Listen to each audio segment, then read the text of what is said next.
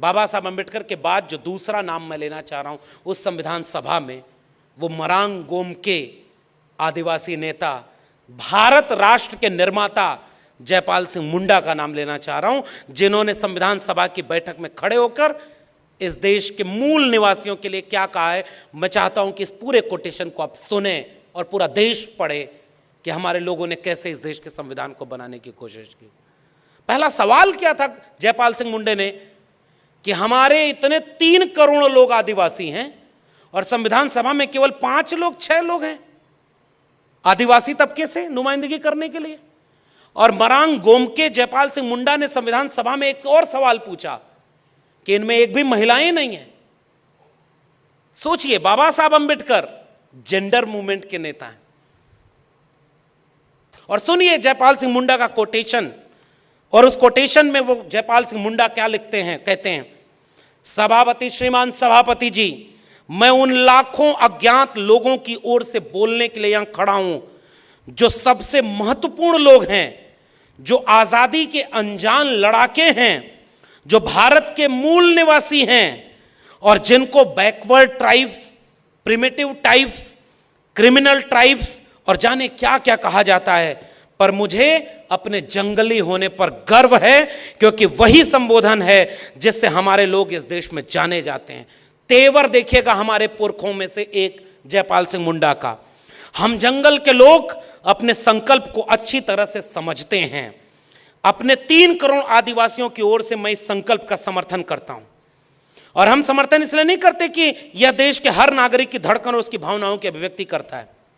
इस संकल्प के बाद भी हमारा कोई झगड़ा नहीं है। एक जंगली और एक आदिवासी होने के नाते संकल्प की जटिलताओं में हमारी कोई दिलचस्पी नहीं है।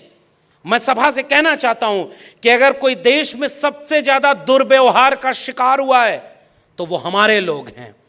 पिछले 6000 सालों से उनकी उपेक्षा हुई है और उनके साथ अपमानजनक व्यवहार हुआ है।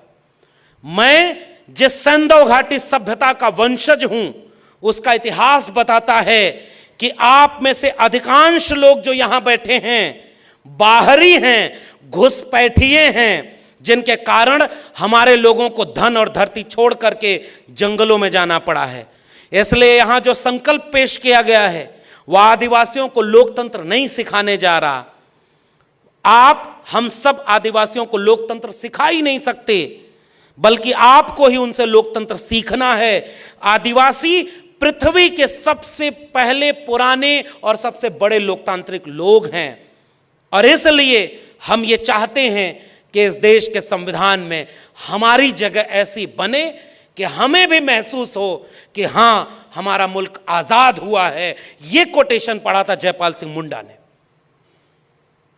और आज इस देश में आदिवासी अपने जल जंगल जमीन, अभी मैं 1 हफ्ता पहले बस्तर से लौटा हूं, आप यकीन नहीं मानेंगे, देश के बड़े बड़े पूंजीपतियों के हाथों में वो जल जंगल जमीन बेची जा रही है और जो आदिवासी वहां लड़ रहा है उसको गोली मारी जा रही है।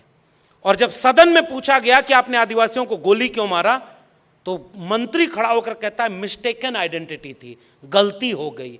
क्या इस देश के नागरिक की जान की कीमत यही है कि कोई गलती से गोली मार दे? और इसलिए मैं यहां खड़ा होकर पूछना चाहता हूं, बताइए 2023 में भारत का संविधान कितना बचा है? कितनी मुश्किल से बनाया गया था।